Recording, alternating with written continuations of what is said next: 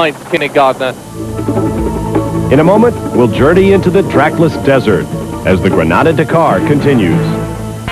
Welcome back to the Granada Dakar Rally 1996. I'm Bob Barsha.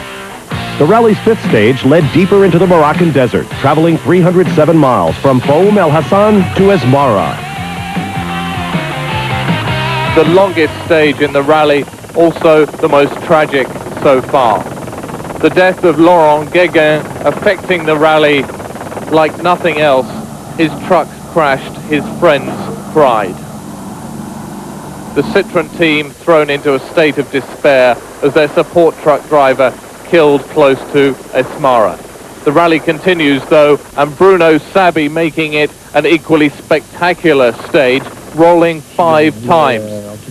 Sabi though, unhurt like his teammate Dominic Serres, the navigator in the Mitsubishi Pajero with the Frenchman. And Vatanen leaping way ahead at the moment in the rally. Still keeping Lartigue, number 201, at bay. Sabi, meanwhile, at the back waiting for a support truck so he can fix his Mitsubishi Pajero. In the meantime, it's the other Pajeros of Hiroshi Masuoka, Kenjiro Shinazuka, who had problems a couple of days ago, and Jean-Pierre Fontenay holding on to the lead. Strugo in one of the T1 class Mitsubishi Pajeros.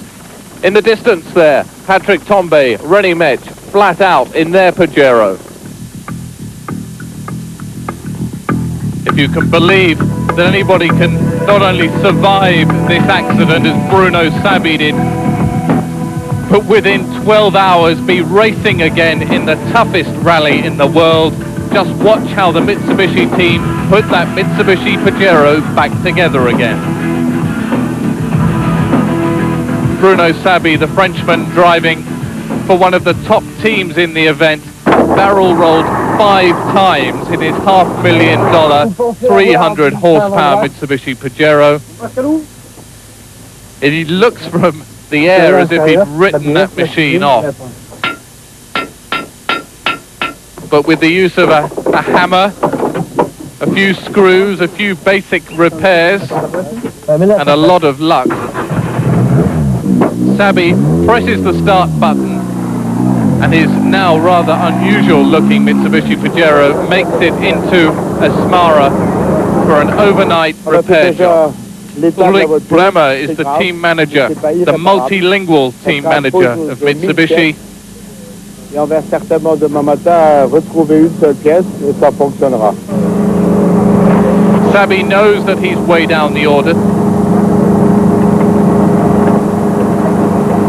but it's worth having as many cars as you've got still in the event, if only to support those who are further up the course.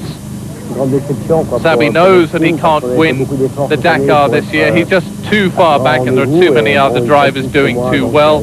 But the least he can do now is support the likes of Hiroshi Masuoka and team leader now, Jean-Pierre Fontenay, who is up there with the Citroën. From Asmara, the rally crossed into Mauritania on stage 6, 375 miles into the deep desert at Zourat. And it was on this stage that everything changed atop the standings. For me, I was going into this race with a lot of hopes for having a good result because of last year, of course. And I'm, of course, very disappointed now.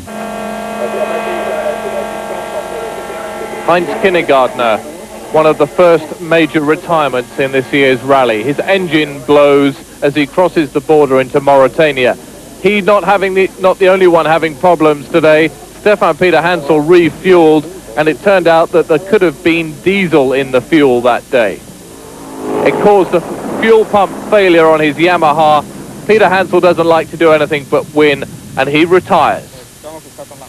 Eddie Orioli, the Italian, the new rally leader, inheriting first place from Peter Hansel, and a man everybody likes in the motorcycle class, a great favourite, and no doubt the speed of the event will slow down with Orioli out in front.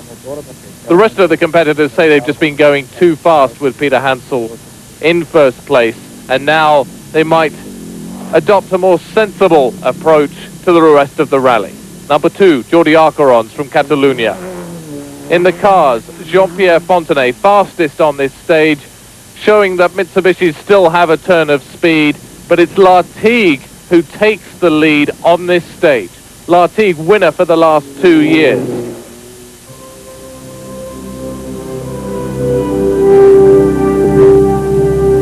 We lost probably a Dakar win on the stage because we couldn't change the front wheel. The nut was just seized. So one can expect all kind of things in Dakar, but not such a thing that you cannot change a wheel. Vatanen has a puncture, can't get the wheel off, and has to run 100 miles on the bare rim. He loses the lead, and realistically he loses the chance of getting it back again. We'll be back with more of the Granada Dakar 96 in a moment.